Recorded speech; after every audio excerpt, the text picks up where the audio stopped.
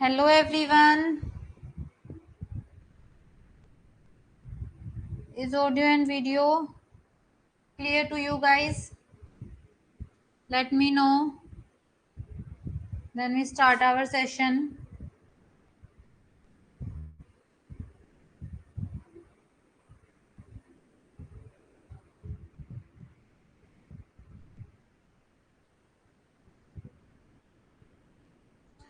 Good evening. Good evening everyone. Good evening Amrita, Bhavna, Anjali.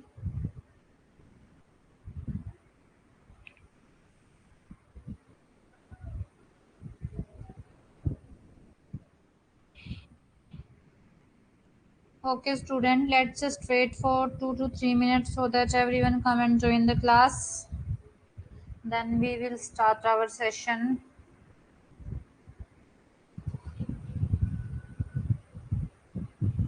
Good evening Pooja. Neha Kumari, good evening.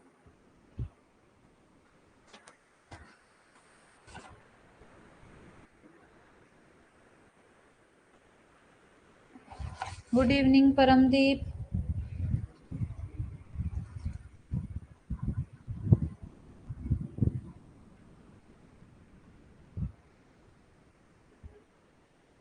Good evening Priyanka.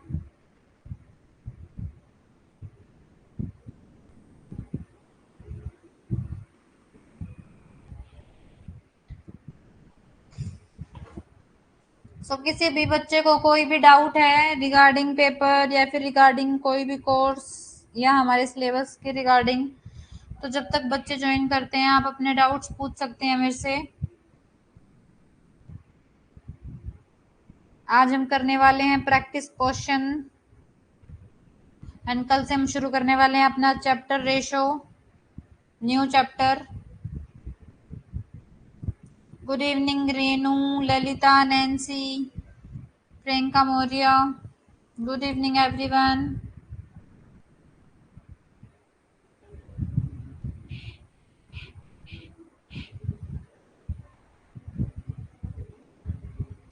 Afreen, SI simple interest तो भी मैंने शुरू ही नहीं किया है। Ratio and proportion के बाद हम करेंगे अपना simple interest and compound interest. उससे क्वेश्चन आते हैं, इंपॉर्टेंट टॉपिक है वो भी।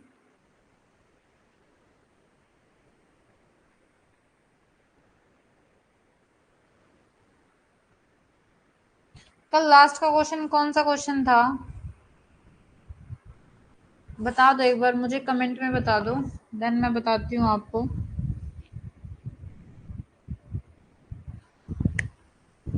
गुड इवनिंग पूजा।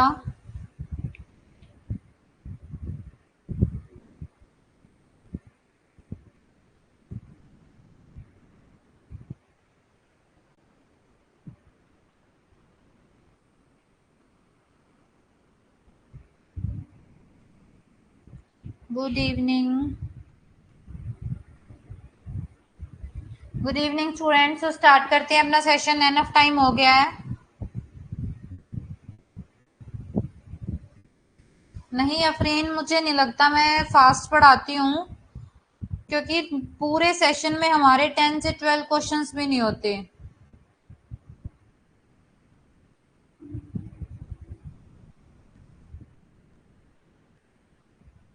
अफरीन आप देखो ना, अगर एक घंटे में, एक घंटा, कभी 1 घंटे 5 मिनट भी हो जाती हैं, 1 घंटा 15 मिनट भी हो जाती है, तब भी हमारे 10 क्वेश्चंस लास्ट हुए हैं आज तक के।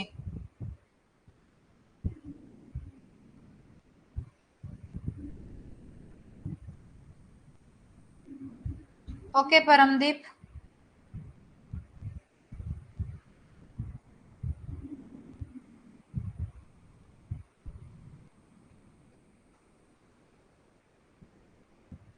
Good evening Vishal. हाँ जी साक्षी।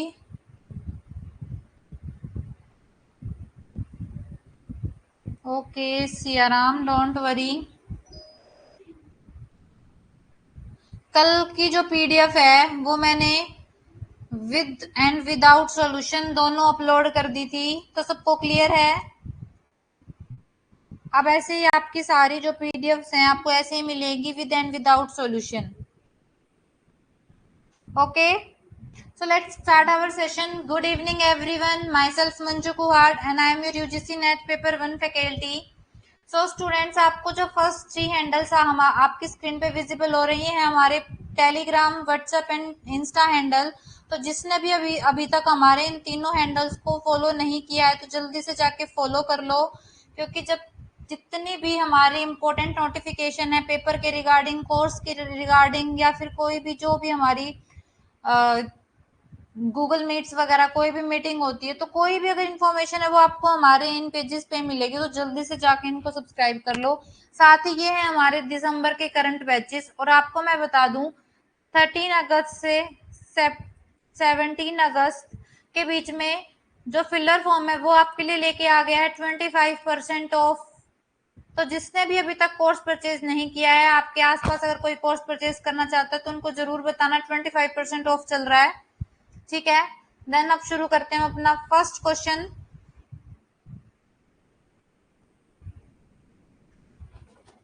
विशाल, किसी का भी पेपर 2 कोई भी हो, पेपर 1 का सबके लिए सेम सब्जेक्ट रहेंगे।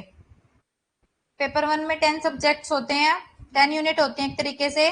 फर्स्ट यूनिट होती है टीचिंग की, सेकंड यूनिट होती है रिसर्च की, थर्ड यूनिट होती है कॉम्प्रीहेंशन की, फोर्थ यूनिट होती है कम्युनिकेशन की, फिफ्थ यूनिट होती है मैथ्स की, सिक्स्थ यूनिट होती है रीजनिंग की, सेवंथ यूनिट होती है डीआई की, एट्थ होती है आईसीटी की, नाइन्थ यूनिट होती है पीपल डेवलपमेंट एंड एनवायरनमेंट की, एंड टेंथ यूनिट होती है हायर एजुकेशन की। हाँ जी अफरीन, कल से न्यू टॉपिक शुरू होगा रेशो वाला। देन रेशो के बाद हम अपना सिंपल इंटरेस्ट, कंपाउंड इंटरेस्ट भी इंपॉर्टेंट टॉपिक है, वो डिस्कस करेंगे।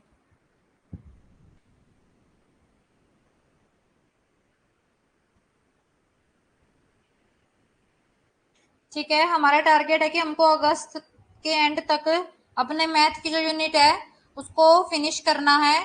उसके बाद फिर ये मान लो 15 to 20 डेज जाएंगे हमारे रीजनिंग में, और जो 10 डेज है वो जाएंगे फिर हम डीआई अपना शुरू कर देंगे। उसमें डीआई के जो कंसेप्ट है उनको समझने के लिए तो 2 या 3 डेज ही लगेंगे। देन उसके बाद तो प्रैक्टिस है, जितनी ज्यादा प्रैक्टिस करेंगे डीआई तो प्रैक्टिस से ही होगा। अभी शुरू किए मेघा, एक भी क्वेश्चन नहीं हुआ है। अब अपना पहला क्वेश्चन देखो। फर्स्ट क्वेश्चन हमें क्या कह रहा है, at what percentage above the cost price must an article be marked so as to gain 33% after allowing a customer a discount of 5%। Hindi medium वालों को समझा देती हूँ। किसी वस्तु को लागत मूल्य से कितने प्रतिशत ऊपर अंकित किया जाना चाहिए ताकि ग्राहक को 5% की छूट देने के बाद भी 33% का लाभ प्राप्त हो सके।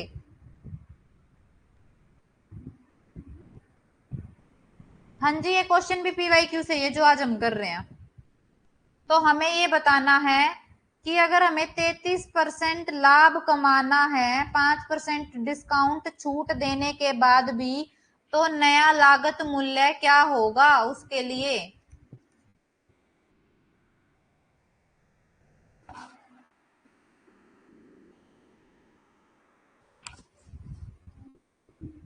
जल्दी निकालो ये क्वेश्चन, प्रॉफिट एंड लॉस का क्वेश्चन है ये, और आंसर बताओ मुझे इसमें क्या होगा।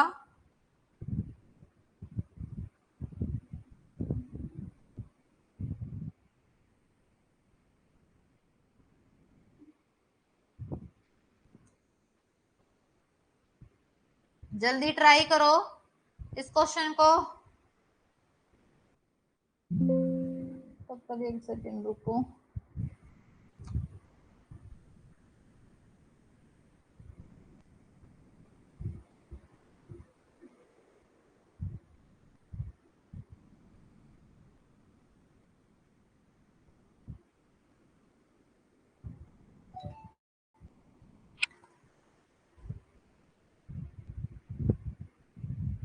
बताओ जल्दी क्या होगा।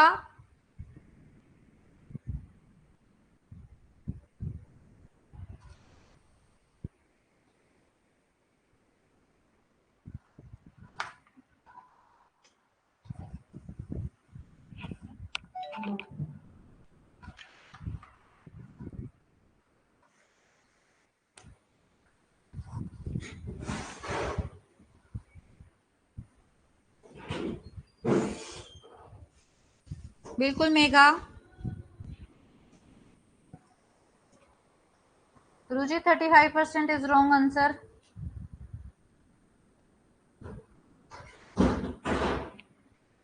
Correct answer for this question is 40%, 40%।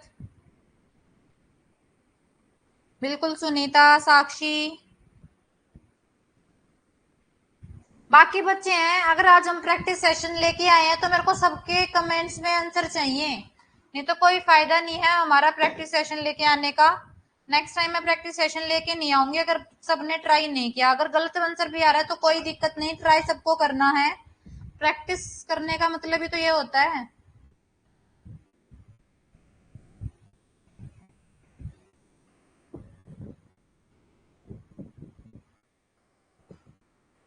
बिल्कुल अंजलि। हाँ जी, एक्सप्लेन करूंगी मैं। अभिषेक डोंट वरी, मैं करूंगी एक्सप्लेन, बट पहले मेरे को चाहिए जो बच्चे जिन्होंने परसेंटेज, अगर प्रॉफिट एंड लॉस और परसेंटेज टॉपिक अच्छे से कर चुके हैं तो उनका आंसर क्यों नहीं आ रहा अब तक।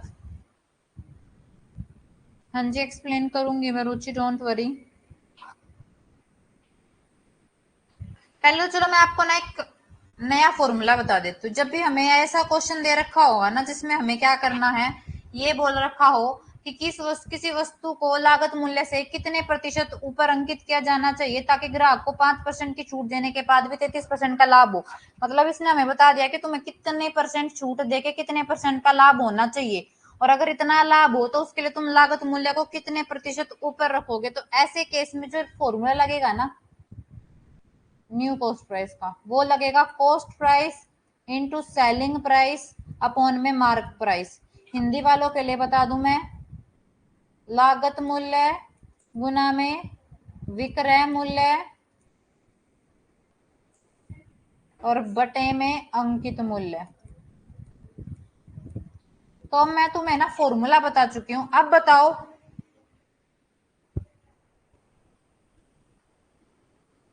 यशवंत, इस क्वेश्चन में एक तो जो लॉस प्रतिशत का फॉर्मूला हो गया, प्रॉफिट परसेंट का फॉर्मूला हो गया, कॉस्ट प्राइस निकालने का हो गया, एटलीस्ट 7 to 8 फॉर्मूलाज तो आपको याद करने पड़ेंगे इस टॉपिक में। डिस्काउंट के भी हो गए, तो 7 to 8 फॉर्मूलाज तो हैं जो आपको करने होंगे। अब देखो, फॉर्मूला बता दिया मैंने। इसने क्या बोला है, यहां से पहले मैं यहाँ पे आपको कॉस्ट प्राइस बताती हूँ। कॉस्ट प्राइस मान लो 100, ठीक। उसके बाद इसने क्या बोला, 5% की छूट। तो जब 5% की छूट देंगे तो 100 का 5% कितना निकलेगा, 5 ही निकलेगा। तो 100 माइनस 5 कितना हो गया, 95। मार्क प्राइस कितना आ गया, 95 आ गया। उसके बाद इसने क्या बोला है, 33% का लाभ। तो 100 का 33% निकालेंगे, वो कितना आया, 33 ही आया।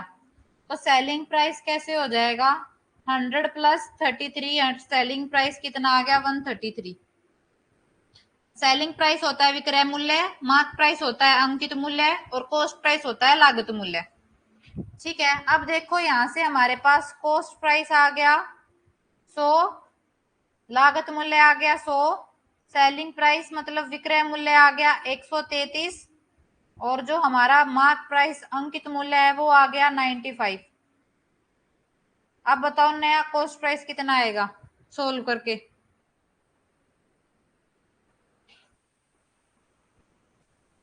जल्दी बताओ।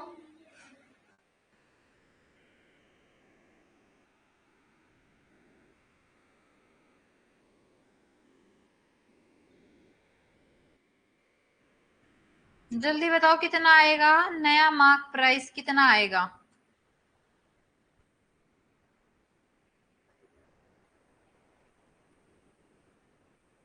सोल्व करके बताओ, फॉर्मूले में बस वैल्यू पुट करनी है।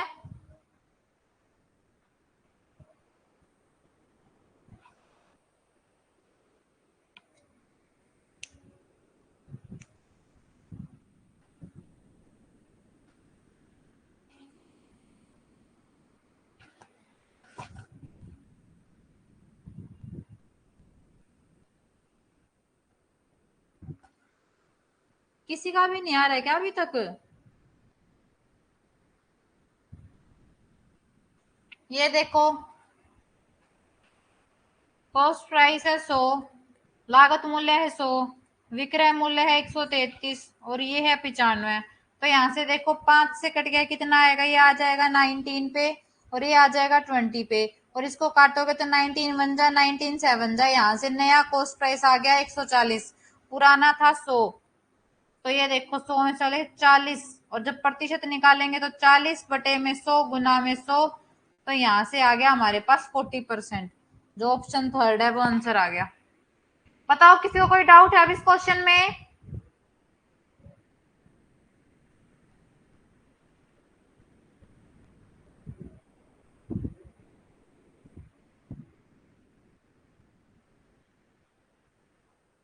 डाउट है किसी को इस क्वेश्चन में? ये वही क्वेश्चन मैं लेके आई हूँ जो पीछे PYQ मतलब पेपर में हमारे आ चुके हैं, इंपॉर्टेंट क्वेश्चन नहीं है।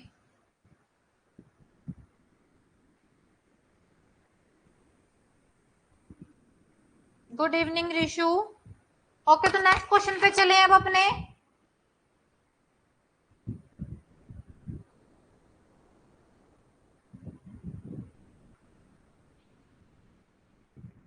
नेक्स्ट क्वेश्चन देखो, ये क्वेश्चन हम अपनी जो प्रॉफिट एंड लॉस की क्लास है ना, सेकंड क्वेश्चन, ये हम ऑलरेडी कर चुके हैं। तो ये सब का आना चाहिए। अगर किसी का इसका आंसर ठीक नहीं आया ना, तो मतलब वो प्रैक्टिस नहीं कर रहा। सेम मेथड सेम क्वेश्चन हम अपनी क्लास में कर चुके हैं। मैं रिपीट कर देती हूँ, समझा देती हूँ एक बार question. Kavita sold a mobile phone at the price of ₹1950 and made a loss of 25%। Kavita ने एक मोबाइल फोन को 1950 रुपए की कीमत पर बेचा। इसको डालो। कविता ने एक मोबाइल फोन 1950 कीमत पर बेचा और 25% की हानि हुई। उसे किस कीमत पर 30% का लाभ प्राप्त करना होगा? At what price will be she have to get a profit of 30%? Same question हम अपनी क्लास में कर चुके हैं। तो जल्दी मेरे को बताओ इसका आंसर क्या होगा?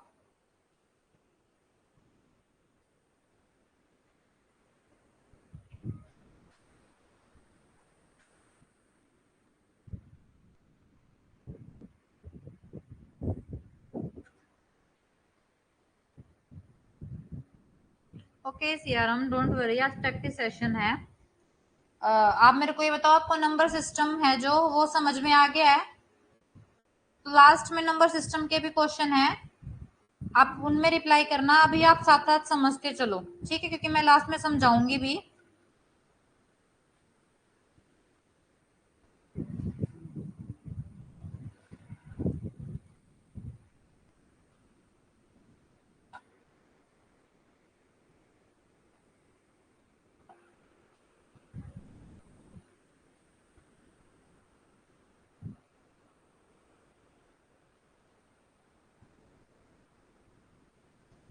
बाकी सब जल्दी मेरे को आंसर बताओ।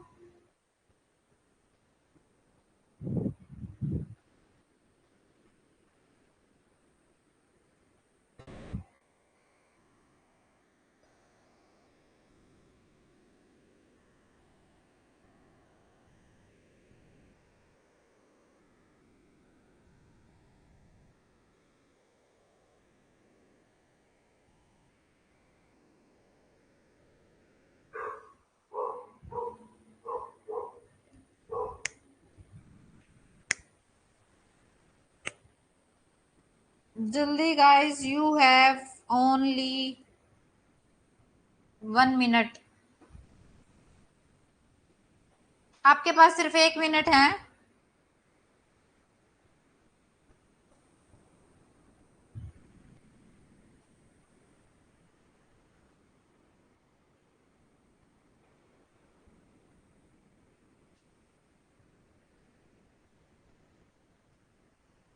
विशाल, रुचि, नैन्सी, प्रियंका, प्रियंका मौर्य, सुनीता पाल,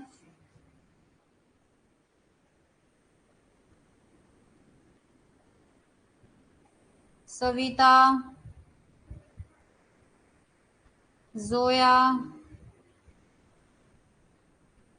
रीशु, आप सबका गलत है।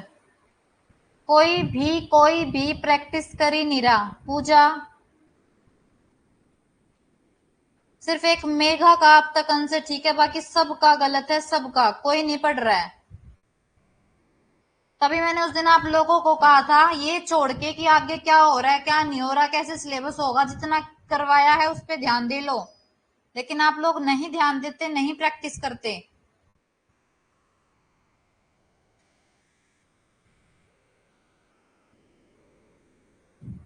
ध्यान से देख लो अब इस क्वेश्चन को। और मुझे नहीं लग रहा कोई बेनिफिट कि हम क्लास पे क्लास आगे चलते जा रहे हैं। हाँ जी साक्षी, आपका भी ठीक है। क्या बोल रहा है इसने, 1950 में एक फोन बेचने पे उसको क्या हुआ है, 25% की हानि हुई है, लॉस हुआ है। तो मतलब जो ये 950 आया है, 1950 ये आया है, अगर 100 में से 25 का लॉस हो गया तो 75% बच गए। मतलब ये 1950 कितने की वैल्यू है, 75% की वैल्यू है। ठीक है, 1% की क्या हो जाएगी, 1950/75। और उसने हमसे क्या पूछा था, 30% लाभ कमाने के लिए। मतलब 100 तो होगा जब इस पे normal no profit no loss होगा, उस पे अगर हमें 30% कमाना है तो 100 का 30 कितना होगा, 30। तो 100 + 30 मतलब हमें किसकी वैल्यू निकालनी है, 130 की। तो 130% की वैल्यू क्या होगी, 1950/75 इंटू 130। इसको सोल्व करोगे, इसको सोल्व करने के बाद सीधा जो आंसर आएगा आपके पास वो आ जाएगा 3380। सिर्फ 10 आएगी। जो ऑप्शन फोर्थ है वो आंसर आ जाएगा। बताओ इस क्वेश्चन में क्या दिक्कत थी।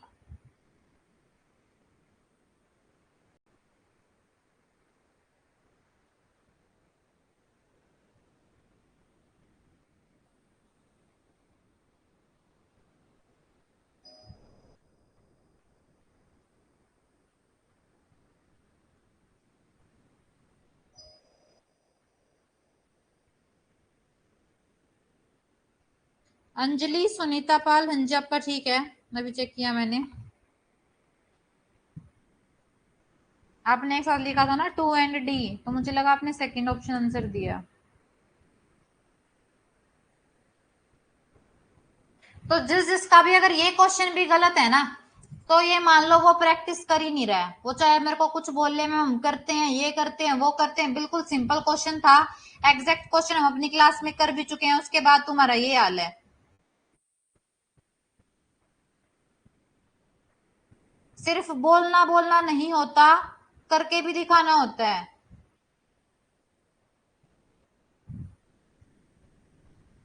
टीचर को तो अपना सारा पता है, कब कैसे हमारी पूरी स्टडी प्लानिंग है कि हमें अक्टूबर तक हर हाल में सिलेबस खत्म करना है। हम तो सिलेबस खत्म कर देंगे, बट अगर आप लोग ही रिवीजन नहीं करोगे तो इस सिलेबस का कोई फायदा नहीं है, वो तो जीरो हो जाएगा।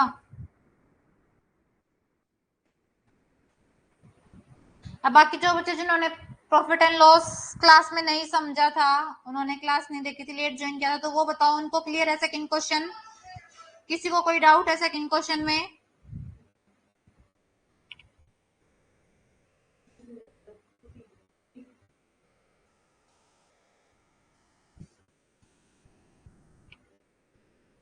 जल्दी बताओ, फिर चलेंगे अपने थर्ड क्वेश्चन पे।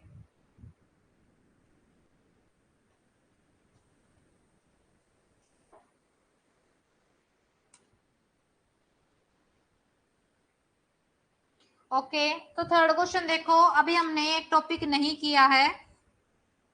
हाँ जी, एक बार देख लो, जो बच्चे जिन्होंने लेट ज्वाइन किया था तो मैं उनके लिए एक बार दोबारा समझा देती हूँ। यहाँ पे स्क्रीन क्लियर करती हूँ, एक सेकेंड। उसने क्वेश्चन में क्या बोला, उसने क्वेश्चन में बोला कि जब एक पर्सन, कविता उसका नाम दे रखा, वो 1950 में अपना मोबाइल बेचती है और 1950 में अपना मोबाइल बेचने पे उसको 25% का लॉस हो जाता है। ठीक है, तो जब भी अगर मैं कॉस्ट प्राइस की बात करूं, तो कॉस्ट प्राइस तो क्या होता है वो सेलिंग प्राइस माइनस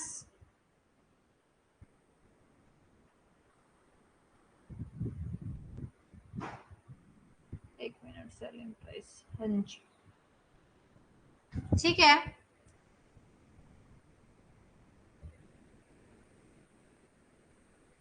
हाँ जी दोबारा देख लो।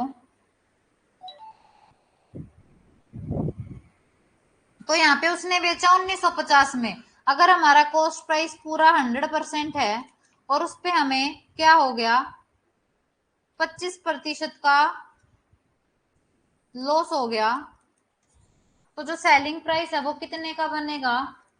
सेलिंग प्राइस बन जाएगा 100 माइनस 25%, कितने का बन गया? 75% का बन गया। इतना क्लियर है? मतलब जो ये सेलिंग प्राइस हमारा 1950 है वो कितने परसेंट की वैल्यू है? वो 75% की वैल्यू है। 75% समझ में आ गया आपको कि 75% वैल्यू कैसे है 1950? ठीक है। अब हमें पता चल गया 75% की वैल्यू है ये 1950। तो 1% की क्या हो जाएगी? जब ज्यादा से थोड़े पे आते हैं तो हमेशा होता है डिवाइड। तो ये तो ऐसे आ गया हमारा 75। उसके बाद उसने क्या पूछा कि अगर वो 30% का प्रॉफिट कमाना चाहती है तो बताओ कितना प्राइस होगा। तो हमारा कॉस्ट प्राइस था 100 पे, क्योंकि जब भी वो कंपैरिजन होगा चाहे वो लॉस के साथ हो चाहे वो प्रॉफिट के साथ हो, हमेशा होता है कॉस्ट प्राइस के साथ। तो अगर वो मान लो वो चीज 100 की थी तो उस पर अगर उसको 30% लाभ कमाना है तो मतलब वो चीज उसको कितने की करनी होगी, बेचनी होगी? 130 रुपए की बेचनी होगी। ठीक है। तो 130% की वैल्यू निकाल देते हैं हम यहाँ पे। तो 1950 बटे 75 गुना में 130। तो यहाँ से जब इसको आप सोल्व कर रहे हो ये आ जाएगा आपके पास 3380। मतलब अगर कविता ने ये फोन 3380 में बेचा होता ना तो उसको 30% का लाभ हो जाता। लेकिन अब उसने फोन 1950 में बेचने पर उसे क्या हो गया है? 25% का लॉस हो गया है। क्वेश्चन समझ में आ गया? अब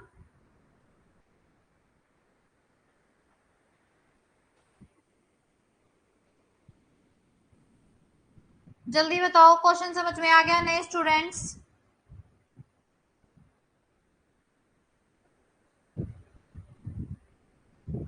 ओके तो अपना थर्ड क्वेश्चन देख लेते हैं। मैं सबको ही समझाऊंगी क्योंकि ये वाला टॉपिक अभी हमने किया नहीं है, बट ये इंपॉर्टेंट टॉपिक है। ये टाइम एंड वर्क वाला हर बार एक क्वेश्चन आ ही रहा है पेपर में, तो मैं इसलिए इस क्वेश्चन को लेके आ गई। ठीक है।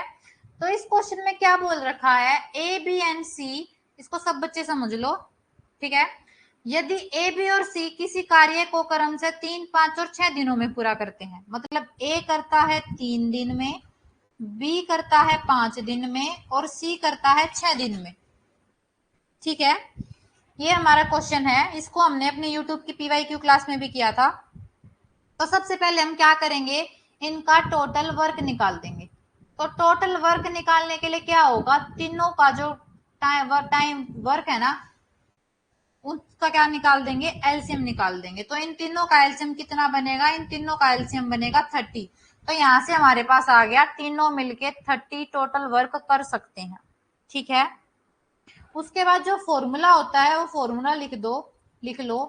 Time into efficiency is equal to total work. Hindi में टाइम तो हो गया समय और एफिशिएंसी होगी क्षमता और टोटल वर्क हो गया कुल कार्य। ठीक है। तो हिंदी मीडियम वालों आपको भी जो फॉर्मूला है वो क्लियर हो गया होगा।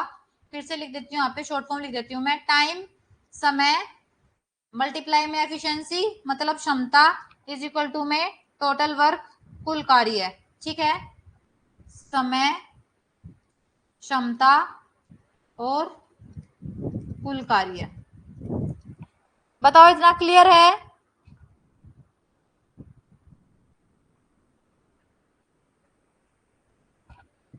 इसके लिए भी एक सेकंड रुकना।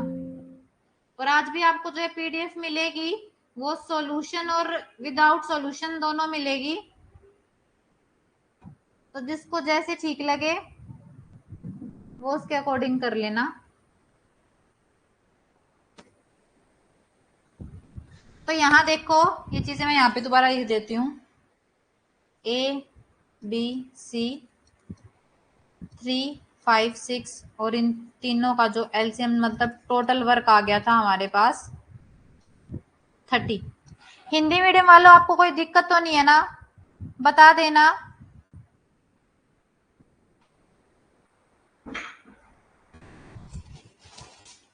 तो फॉर्मूला था हमारा समय, हिंदी वालों के लिख लेती हूँ मैं, समय गुना में क्षमता इज इक्वल टू कुल कार्य। अब हमारे पास कुल कार्य है, टोटल वर्क है 30, समय हमें दे रखा है 3, 5, 6। तो यहाँ से एफिशिएंसी मतलब क्षमता निकाल लेते हैं, और यहाँ से क्षमता कैसे निकलेगी, एफिशिएंसी यहाँ से निकल जाएगी टोटल वर्क कुल कार्य अपॉन में टाइम। तो ए की एफिशिएंसी कैसे निकलेगी 30, और अपॉन में ए का टाइम कितना है 3। तो ए की एफिशिएंसी कितनी है 10। बी की निकाल लेते हैं, बी की निकलेगी 30 अपॉन में 5, बी की निकल गई 6। और सी की एफिशिएंसी कैसे निकल जाएगी 30 अपॉन में 6, सी की एफिशिएंसी निकल गई 5। बताओ इतना क्लियर है सबको, एफिशिएंसी क्षमता निकालनी आ गई। अब हमारे पास टाइम भी है, एफिशिएंसी भी है, टोटल वर्क भी है। अब देखते हैं इसने पूछा क्या है। इसने पूछा है कि तीनों कितने दिन में काम को पूरा कर देंगे। तो जब तीनों का पूछा है ना, काम पूछा है, तो क्या करेंगे, टोटल वर्क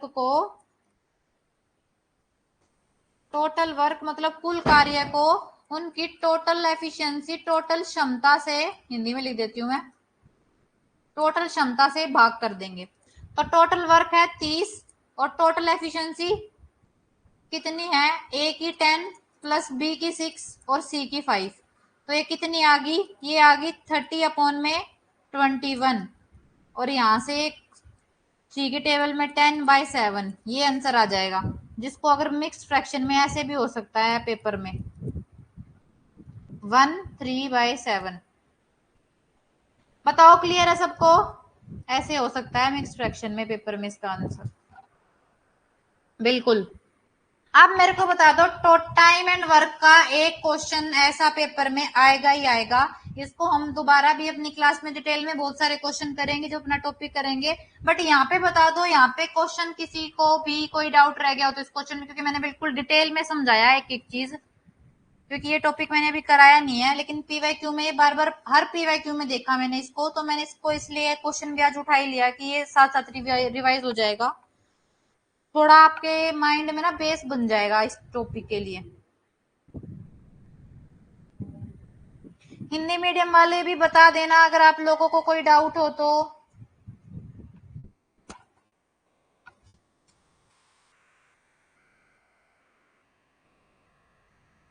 क्योंकि फिर बाद में हिंदी मीडियम वाले बच्चे कहते हैं कि हमें समझ नहीं आता मैम, ज्यादा इंग्लिश यूज करती हैं। बल्कि मैं ट्राई करती हूँ, क्योंकि मेरी जितनी भी एजुकेशन स्टडी मैंने अपनी कंप्लीट की है वो इंग्लिश में ही की है। ये इतनी हिंदी भी मैं बोल रही हूँ बस आप लोगों के लिए।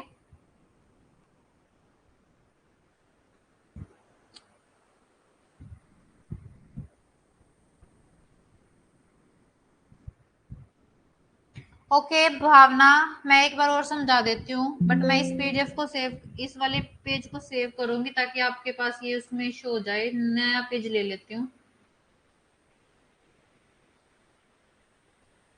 एक बार और देख लो।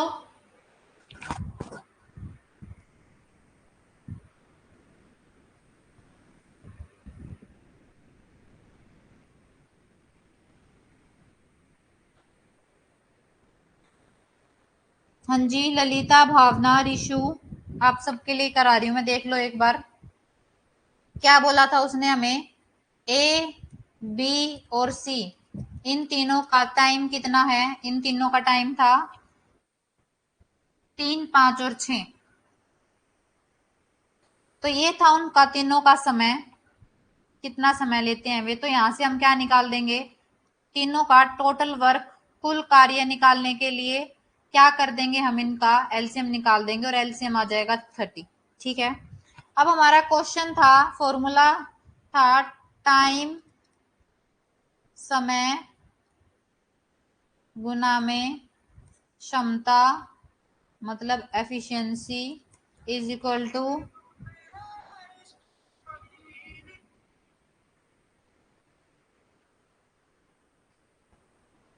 टोटल वर्क, कुल कार्य। अब हिंदी और इंग्लिश मीडियम दोनों के लिए फॉर्मूला लिख दिया है मैंने यहाँ पे, क्षमता। अब हमारे पास समय दे रखा है और हमें कुल वर्क दे रखा है, तो हमें उनकी क्षमता निकालनी है। तो क्षमता कैसे निकालेंगे, ये देखो, इसको यहाँ रखो, एफिशिएंसी को, एफिशिएंसी यहाँ पे है, उधर है टोटल वर्क, कुल कार्य है वहां पे, ये टाइम उधर जाएगा, यहाँ पे मल्टीप्लाई में था, इधर डिवाइड में हो जाएगा।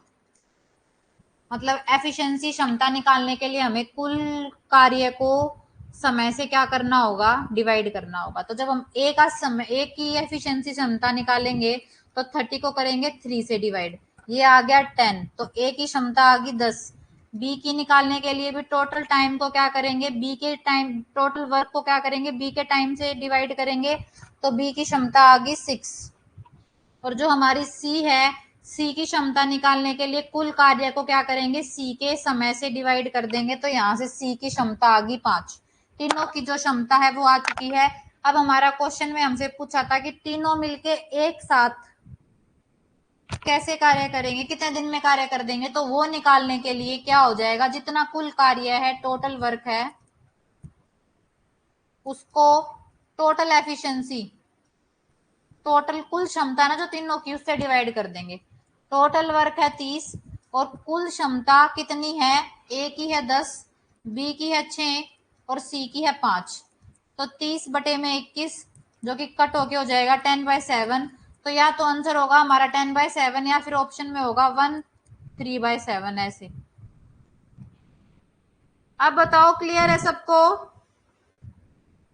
भावना, ललिता, रीशु, जिसने भी बोला था एक बार रिपीट कर दो मैम। बताओ क्लियर है आप सबको।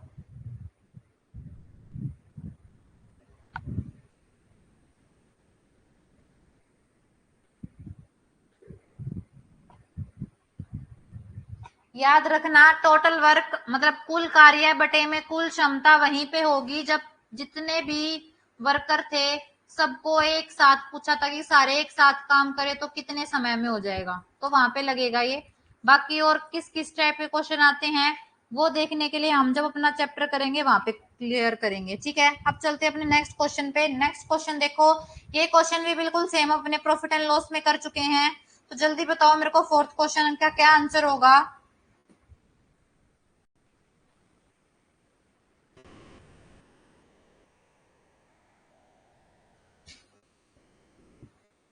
फोर्थ क्वेश्चन का बताओ क्या आंसर होगा। सेम क्वेश्चन हम अपनी प्रॉफिट एंड लॉस की फर्स्ट क्लास में ही डिस्कस कर लिया था हमने ये।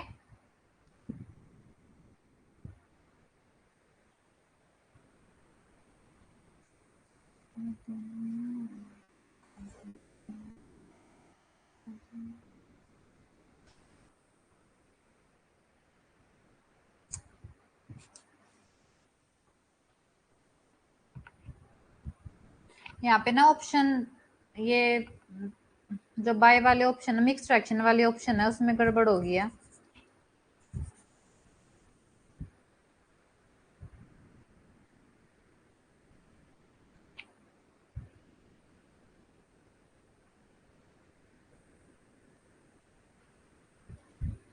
ये ऐसे कर लो, ये भी 6 कर लो।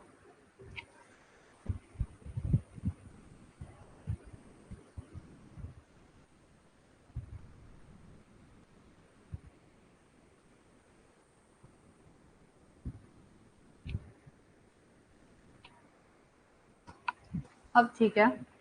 अब मेरे को बताओ एग्जैक्ट आंसर क्या होगा इस क्वेश्चन का।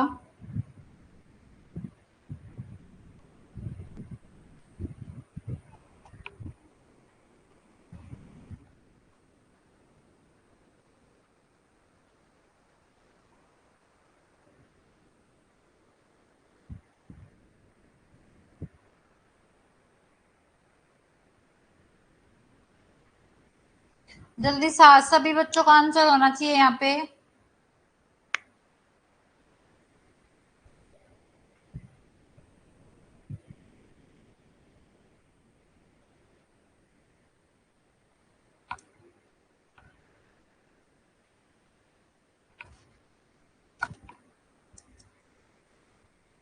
बिल्कुल सही है। अब तक सबका क्या हो जाएगा यहाँ पे, हमें 100/6% का लॉस हो जाएगा। जो सेकंड ऑप्शन है वो क्या हो जाएगा, हमारा राइट आंसर हो जाएगा। इस क्वेश्चन में किसी को भी कोई डाउट तो जल्दी बताओ, नहीं तो फिर चलते अपने नेक्स्ट क्वेश्चन पे।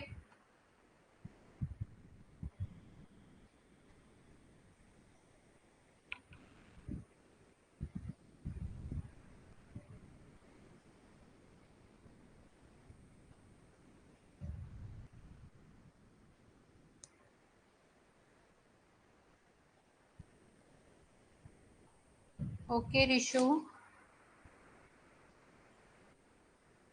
बताती हूँ मैं।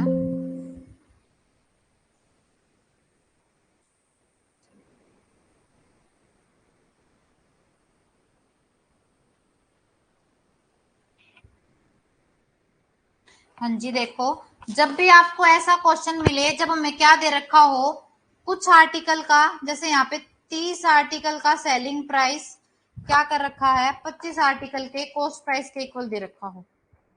जब भी हमें कुछ आर्टिकल्स के सेलिंग प्राइस मतलब विक्रय मूल्य को लागत मूल्य के इक्वल दे रखा हो, तो ऐसे क्वेश्चन में क्या कर लो, इंटरचेंज कर लो। इंटरचेंज करने का मतलब है बदल लो।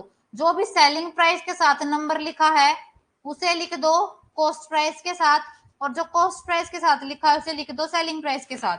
मतलब यहाँ पे सेलिंग प्राइस हो जाएगा 25 और कॉस्ट प्राइस हो जाएगा 30, जब भी ऐसा क्वेश्चन दिया हो। ठीक है, तो अब यहां से देखो, जब भी कॉस्ट प्राइस ज्यादा हो तो हमें पता है हमें लॉस होता है, क्योंकि लॉस का फॉर्मूला है cost price minus selling price. Cost price बड़ा है मतलब लॉस होगा। तो कॉस्ट प्राइस कितना है, 30, 30 माइनस 25, तो यहां से आ गया हमें 5 का लॉस हो गया। अब लॉस परसेंट निकालने का, लॉस प्रतिशत निकालने का फॉर्मूला है लॉस मतलब हानि बटे में लागत मूल्य गुना में 100। ठीक है, तो हानि कितनी हुई हमें 5 की, लागत मूल्य है हमारा 30 गुना में 100, तो यहां से देखो ये आ गया हमारे पास 100/6% का लॉस, हानि प्रतिशत। बताओ किसी को कोई डाउट इस क्वेश्चन में। और ये पेपर में आए हुए क्वेश्चन है, PYQs हैं सारे, जो भी आज मैं उठा के लेके आई हूँ सारे रिपीटेड टॉपिक हैं, और सेम क्वेश्चन हम अपनी क्लास में भी डिस्कस कर चुके हैं।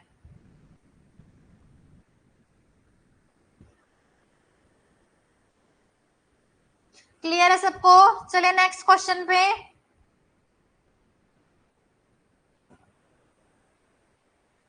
कल हम करने वाले हैं अपना रेशो चैप्टर, देन उसके बाद मैं भूल गई थी SI एंड CI भी इंपॉर्टेंट टॉपिक है, उसके बाद अपना SI CI करेंगे, देन लास्ट में करेंगे टाइम स्पीड एंड डिस्टेंस।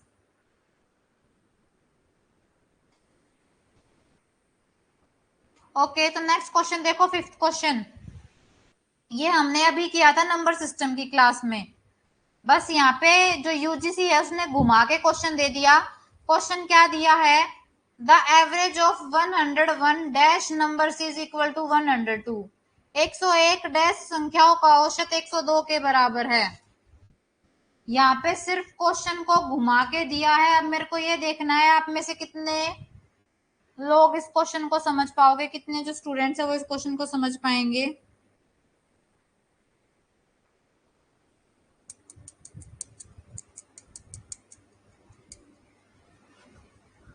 जल्दी बताओ फिफ्थ क्वेश्चन का आंसर क्या होगा।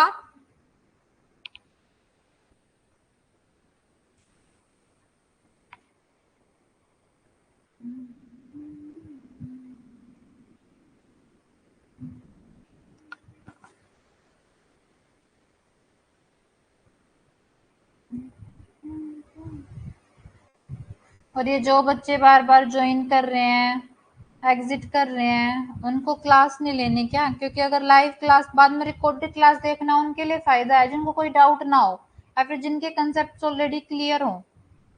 क्योंकि अगर ये मैथ है, कंसेप्ट सबका गलत है। जो भी नेचुरल नंबर बोल रहे हैं ना, प्राकृतिक संख्या बोल रहे हैं, गलत है सबका। यहां देखो, कल ही हमने निकाला था इवन नंबर का एवरेज कैसे निकलता है, n+1। ठीक है, तो 101 हमारा अगर n है तो 101 + 1 देखो 102, तो इवन नंबर होना था।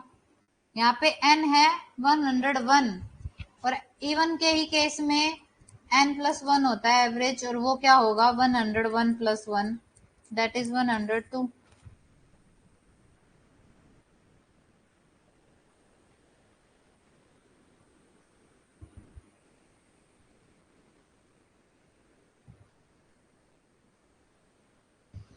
ऐसे घुमा के देता है एसएससी कह रही हूँ, ऐसे घुमा के देता है यूजीसी क्वेश्चंस।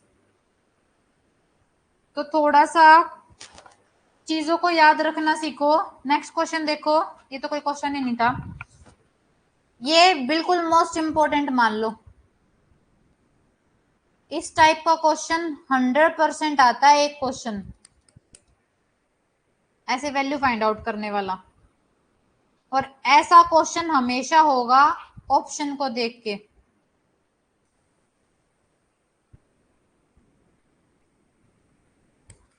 अब ऑप्शन को देख के मेरे को बताओ जल्दी, क्या आंसर होगा, 0, 2, 1 या 101? 100% है, इसको तो टिक कर लो, मतलब मान लो वैल्यू वाला एक क्वेश्चन तो पक्का आएगा। 5 क्वेश्चन में अदिति कुछ भी नहीं है, बस उसने एक फॉर्मूले के साथ हमें घुमाया था। ये बोला था 101 संख्याओं का जो औसत है वो 102 के बराबर कौन सी संख्या में होगा, क्या वो प्राकृत में होगा, ओड में होगा, मतलब विषम में होगा, सम में होगा, या फिर जो परफेक्ट वर्ग होते हैं उनमें होगा। तो ऐसा किस में होता है हमें पता है, इवन के केस में, सम के केस में होता है हमारा n+1। तो n अगर हमारा 101 उसमें एक ऐड कर देंगे तो देखो 102 आएगा। फिफ्थ क्वेश्चन तो कुछ था ही नहीं। सिक्स्थ क्वेश्चन का आंसर बताओ मेरे को। मेरा ना मेरा ना सच में ना मतलब मन कर रहा है, अगर हम मतलब ट्रेडिशनल मेथड से क्लास लेते, वर्चुअल क्लास ना होती हमारी, फेस टू फेस क्लास होती, मन तो मेरा ऐसा कह तुम सबको सही में एक चाटा मार देती मैं। ये जिसने भी 101 आंसर दिया है,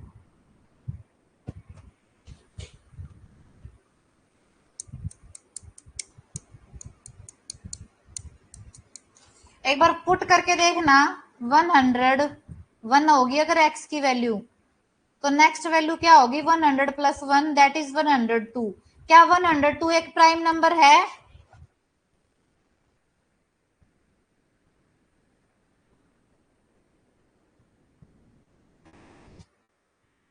इसने बोला है x+1 और x+3 तीनों प्राइम नंबर्स हैं, तो 102 कैसे प्राइम नंबर हो गया, मुझे ये बता दो एक बार।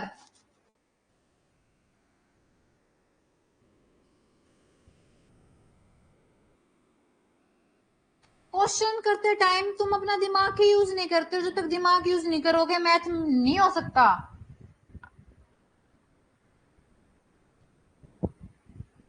उस दिन मैंने बताया था आपको प्राइम नंबर की क्या डेफिनेशन होगी। प्राइम नंबर्स कौन से नंबर होते हैं, प्राइम नंबर वो नंबर होते हैं जो सिर्फ या तो अपने आप से अपने टेबल में आएंगे या वन की में। वन भी कैसे होगा, पुट करो x, x+1, x+3, x की वैल्यू 1, पहली बात तो 1 प्राइम नंबर ही नहीं होता, 0 प्राइम नंबर ही नहीं होता, तो ये ऑप्शन तो दोनों वैसे ही खत्म थे।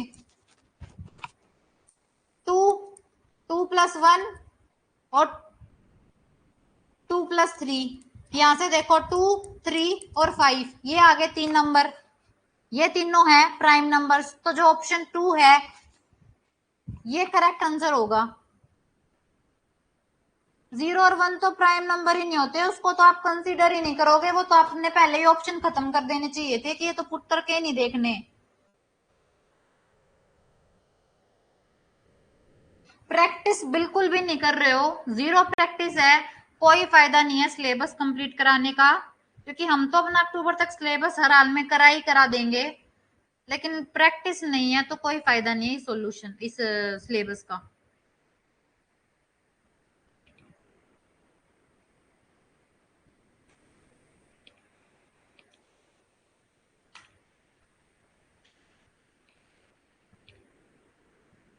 ये सारे क्वेश्चंस गूगल पे हर जगह अवेलेबल है, पीवाईक्यू है। कभी प्रैक्टिस करने की सोची आप लोगों ने? और वो तो छोड़ो, जितना कराया मैंने, आप उनकी प्रैक्टिस नहीं कर रहे, वो क्वेश्चन आपके सही नहीं मिल रहे।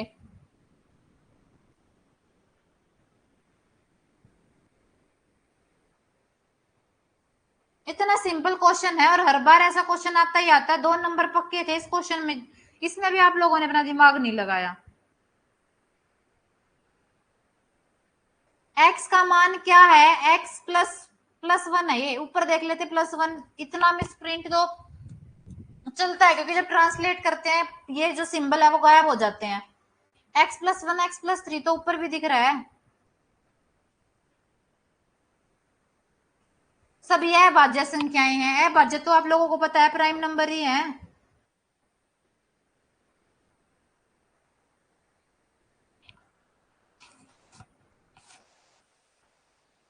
नेक्स्ट क्वेश्चन देखो, 7th क्वेश्चन। ये सेम क्वेश्चन हमने हमारी यूट्यूब की पीवाईक्यू क्लास में किया था। क्या बोला है इसमें? Two numbers are respectively 25% and 65% more than a third number. दो संख्याएं तीसरी संख्या से क्रम से 25% और 65% अधिक है। ठीक है, तो दोनों संख्याओं का अनुपात है। तो सबसे पहले हम मान लेते हैं हमारी जो तीसरी संख्या है वो है 100%। तो पहली संख्या है उसका 25% अधिक, तो 100 का 25% निकालेंगे, 25 ही निकलेगा, तो 100 + 25। तो यहां से हमारा फर्स्ट नंबर आ गया 125। सेकंड नंबर है हमारा 65% अधिक, ज्यादा तीसरे नंबर से। तीसरा नंबर है हमारा 100, तो 100 का 65% निकालेंगे, 65 ही आएगा। और 100 में जब 65 ऐड करेंगे तो सेकंड नंबर आ गया हमारा 165। थर्ड नंबर हमने एज्यूम किया ही था 100। तो यहाँ से हमारा first number, second number, third number तीनों आ गया। हमसे रेशियो पूछी है, the ratio of the two number. First और सेकंड नंबर की हमसे क्या पूछी है? रेशियो पूछी है। इसको कट कर लो, कट करोगे ये क्या हो जाएगा? 25 से कट कर लो इसको, 25, ये आ गया 33। तो फोर्थ ऑप्शन हमारा आंसर हो गया। हाँ जी रुचि, समझती हूँ मैं आप लोगों की प्रॉब्लम, बट जब तक प्रैक्टिस नहीं करोगे तो ये चीजें नहीं सीखोगे।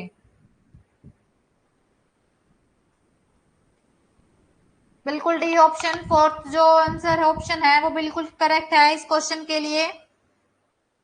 बाकी किसी को डाउट इस क्वेश्चन में? 7th क्वेश्चन में अभी हम रेशो एंड प्रोपोर्शन शुरू ही करने वाले हैं। तो ये रेशो का क्वेश्चन था, इसलिए अनुपात का क्वेश्चन था, तो मैंने खुद ही सोल्व कर दिया।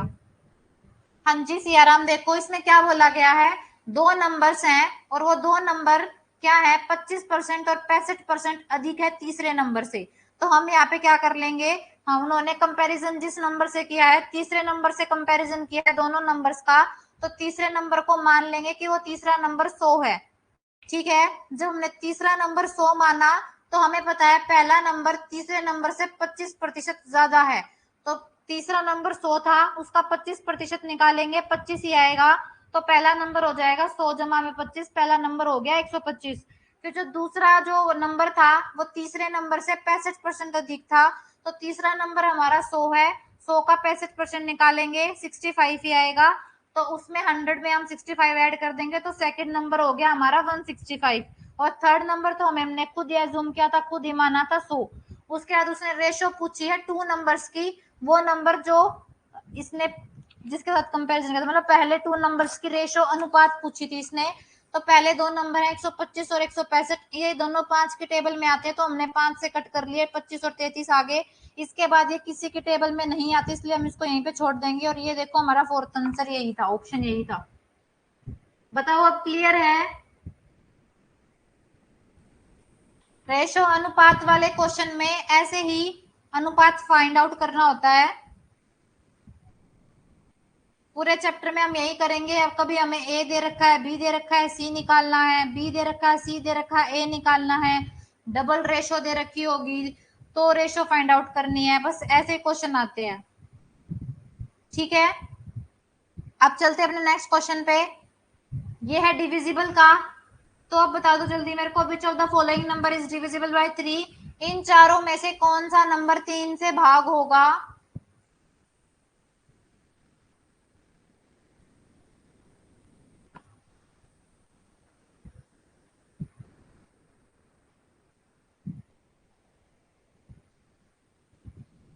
जल्दी बताओ 8th क्वेश्चन का क्या आंसर होगा?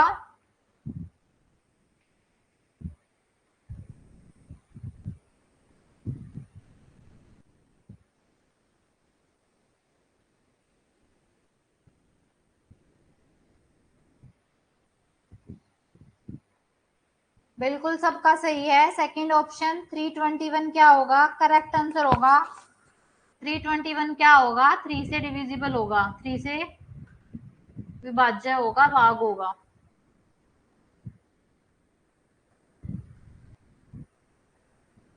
बिल्कुल सबका सही है। नेक्स्ट क्वेश्चन पे चलें अपने। नेक्स्ट क्वेश्चन हमें क्या कह रहा है? नेक्स्ट क्वेश्चन कह रहा है which of the following number is divisible by 5, divisible by 4? इनमें से कौन सी संख्या 4 से विभाज्य है? 4 से बताओ कौन सी संख्या विभाज्य होगी?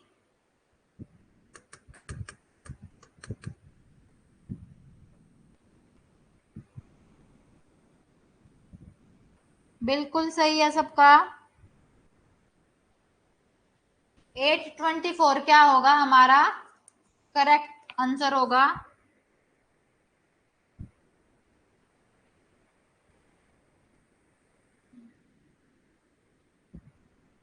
बिल्कुल सबका सही है।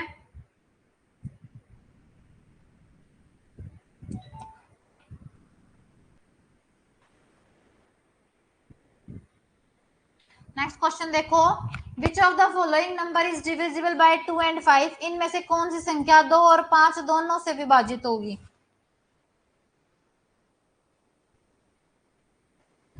2 और 5 दोनों से विभाजित होगी, ऐसी कौन सी संख्या है?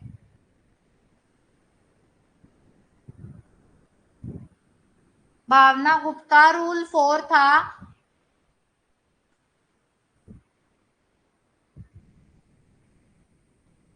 एक सेकेंड रुको,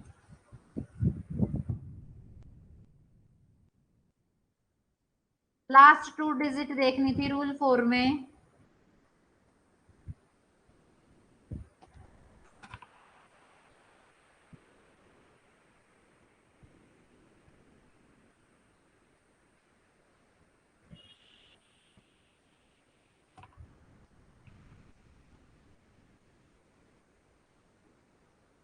बिल्कुल सब सही जा रहे हैं। 670 क्या हो जाएगा हमारा राइट आंसर होगा इस क्वेश्चन के लिए।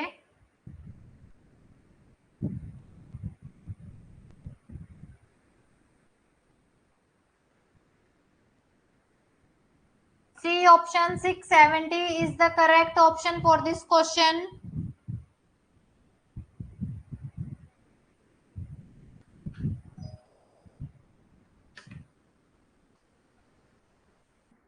किसी को भी कोई डाउट है इसको इन क्वेश्चंस में, जितने क्वेश्चन आज हमने किए हैं?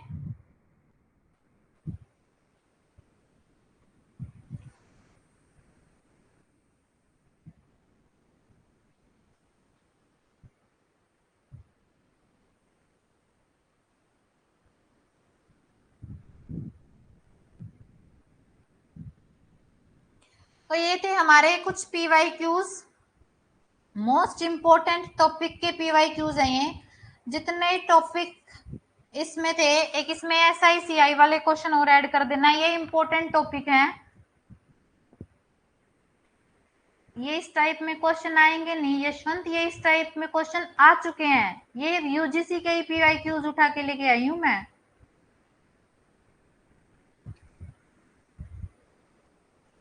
एक भी क्वेश्चन ये हमारी तरफ से नहीं है, ये सारे थे PYQ प्रीवियस ईयर्स के, यूजीसी के। प्रैक्टिस करो, सोल्व होंगे प्रॉफिट एंड लॉस के question.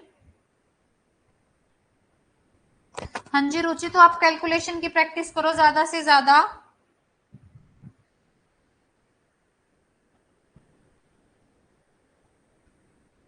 Abhijit, I don't think so कि कुछ ज्यादा मुश्किल है, क्योंकि मैंने हर क्वेश्चन डिटेल में कराया है।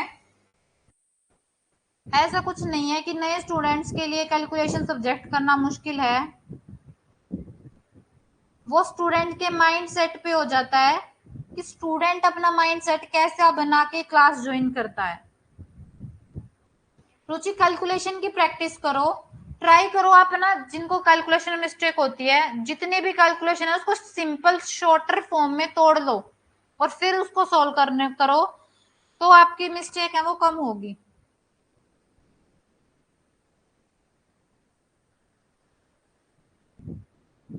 अभिजीत, अपना माइंड सेट ऐसा बनाओ कि मेरे को क्वेश्चन समझने हैं, तो डेफिनेटली समझ में आएंगे, क्योंकि ऐसे बिल्कुल हाई लेवल का ऐसा भी मैथ नहीं कर रहे हो आपकी, बस कर ही नहीं सकते। बिल्कुल बेसिक लेवल का मैथ आता है यूजीसी के अंदर, उसमें भी अगर आपको लग रहा है कि कैलकुलेशन प्रॉब्लम आ रही है,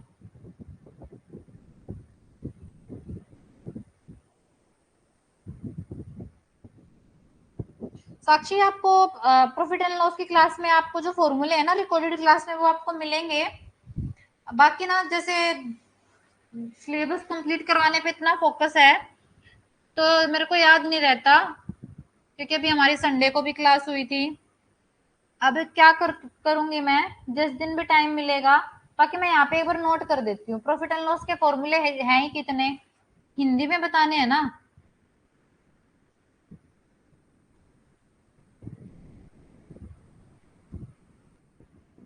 काटने के लिए वही है, प्रैक्टिस करो, ज्यादा से ज्यादा प्रैक्टिस करो, सोल्व होगा।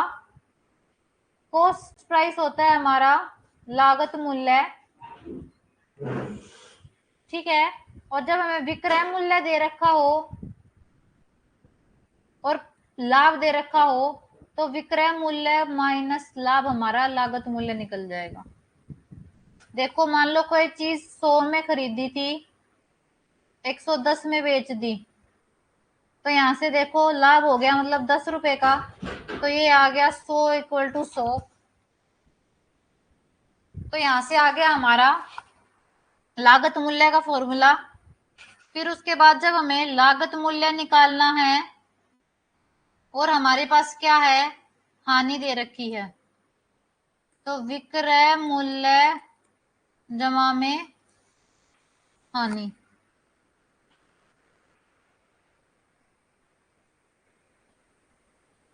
इंग्लिश में तो मेरे को लगा हिंदी मीडियम वाले बच्चों को दिक्कत होती है, इंग्लिश में तो मैं बोलती हूँ cost price is equal to, यहाँ देखो, cost price is equal to selling price minus profit, और cost price is equal to selling price plus loss.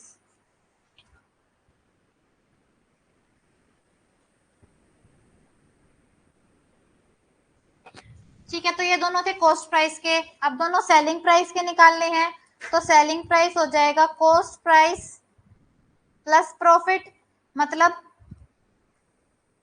लागत मूल्य जमा में लाभ, और जब हमें लॉस दे रखा है तो वो हो जाएगा कॉस्ट प्राइस माइनस लॉस।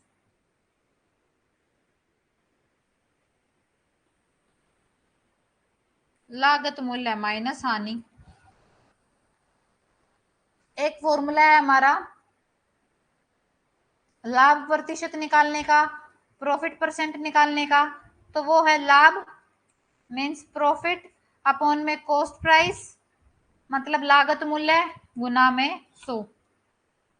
हमेशा जब भी हम प्रॉफिट परसेंट या फिर लॉस परसेंट, मतलब लाभ प्रतिशत या फिर हानि प्रतिशत निकालते हैं, तो हमेशा कॉस्ट प्राइस से कंपैरिजन होगा, ठीक है। जब तक कोई पर्टिकुलर चीज दी ना जाए, उसके बाद जब हमें हानि प्रतिशत निकालनी है, मतलब लॉस परसेंट निकालना है, तो हानि लॉस अपॉन में कॉस्ट प्राइस, लागत मूल्य गुना में 100। यही बेसिक फॉर्मूले हैं। ठीक है, तो अब ट्राई करना, और कल हम अपना नया टॉपिक शुरू करेंगे रेशो। तो सारे के सारे बच्चे क्लास ज्वाइन जरूर करना, क्लास मिस मत करो, क्योंकि जो मैथ है प्रैक्टिकल सब्जेक्ट हो गए वो लाइव सेशन लेके ही कवर होंगे, क्योंकि साथ साथ आपके डाउट क्लियर हो जाएंगे। रिकॉर्डिंग में तो जो बच्चों ने डाउट पूछ रखे, जो टीचर ने समझा दिया, बस आपको वो ही करना पड़ेगा। वहां पे आप अपने डाउट जो आपके माइंड में आते हैं वो क्लियर नहीं होंगे। तो ट्राई करो, चाहे बाकी की कोई भी क्लास आप रिकॉर्डेड ले लो, लेकिन जो प्रैक्टिकल सब्जेक्ट की क्लास है वो आप लाइव ही ज्वाइन करो। Thank you so much students. PDF आपको मिल जाएगी with solution and without solution, दोनों के साथ मिल जाएगी आपको आपकी PDF. That's all for today, thank you so much, take care. Abhijeet, अगर आप 10 साल बाद मैथ कर रहे हो ना, तो बिल्कुल शुरू से लगो। कल रेशियो एंड प्रोपोर्शन की क्लास करेंगे हम। आप बिल्कुल पीछे का सारी चीजें साइड में रख के इन टॉपिक्स को भी साइड में रखो। कल आप रेशियो एंड प्रोपोर्शन से शुरू करना, वहां से ट्राई करना, क्वेश्चन करना, बिल्कुल बेस बना के चलना। तो देखना आपको भी क्लियर होगा। ऐसा कुछ नहीं है कि 10 साल बाद मैथ उठाया तो होगा नहीं, बिल्कुल होगा। Okay students, you to take care and thank you so much. मिलते हैं कल नेक्स्ट क्लास में, रेशियो एंड प्रोपोर्शन करेंगे अपना। इट्स ओके जोया, सबका हो जाएगा, don't worry. Bye bye students.